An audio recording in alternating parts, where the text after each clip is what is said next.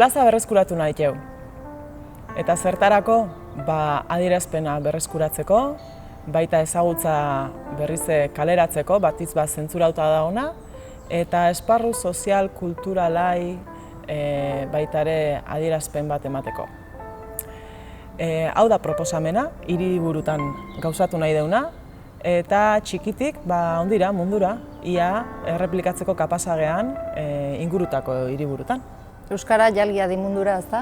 Hori da, apustua. Bai, eta nolabait deitu nahi genituke norbanakoak eta kolektiboak, eragileak, azpiegituretako jendia, teknikariak, soinu teknikariak, argiztapena, hainbat kolektibo, sortzaileak, nola ez? Bai, erabaten eikia ikuskizun bat, kalidadez, behar dian gauza azpiegitura guztiekin, profesionalekin, eta hitza emanez, zentzuratutako eta hainbat informazio beharrezko ditugunak momentu honetan, plazaratzeko modu duin batian, bai. Bai, eta nolabait ere, batzuek zentsura behar bada ez zuten sentituko, baina bai asko murriztu zaigula sorkuntza plazaratzeko eremuak eta aukerak, ez? Eta lehen aipatzen genuen bezala, hartu emana kasu honetan berriz ere euskerako oso ondo jasotzen du, ez? Hartu eta eman ere bai, ez? Eta gurea dana hartu eta berreskuratzea momentu honetan garrantzitsua da.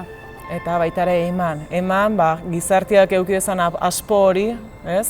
Emateko momentua da, beraz, profesional guztiei, bai jankintza arlokua, bai ikuskizunen entzunezkuei, esan nahi diogu, bat eiteko eta denon artean egin dezakeula zerbait oso ederra, benetan esanguratsua eta beharrezkoa dauna, ze isiltasuna, herrietan bizi daun isiltasuna oso kezkagarria da. Bai, nik ere hori asko sumatzet ez, ni gaina musikatik natorrenez, isiltasunak soinu zarata handia egiten du. Eta momentu honetan gure barrenean burrunba handia sortzen du isiltasunak.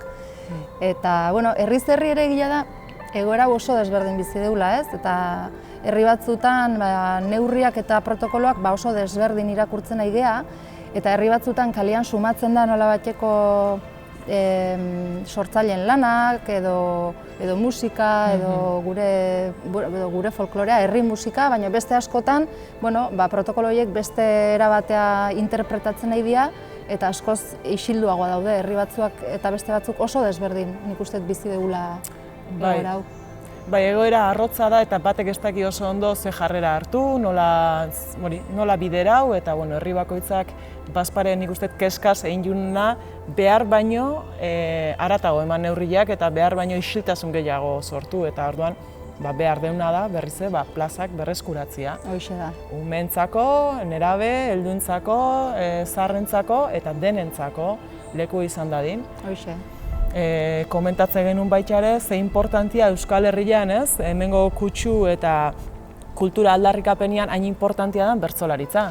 Bai, guretzako gaina azkeneko urte hauetan ez, erreferentea handik dira guretzako bertsolarik, eta nik pertsonalki oso isilik sumatzetut nola bat ez, eta lehengoan ez dakit zeinek esatezian, Franco garaian isilduetzan kantu hori edo bertsogintza hori gaur egun nahiko isilik sumatzetugula, eta nik bertsolaritza asko estimatzen dut eta faltan ditugu.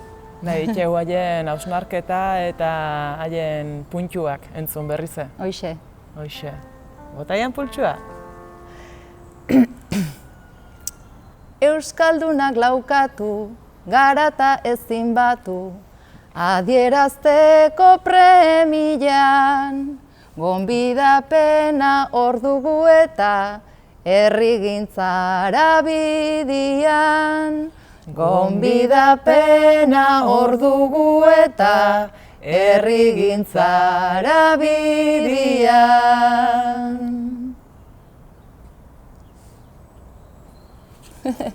Oso, no? Bai, hoxe. Ederra.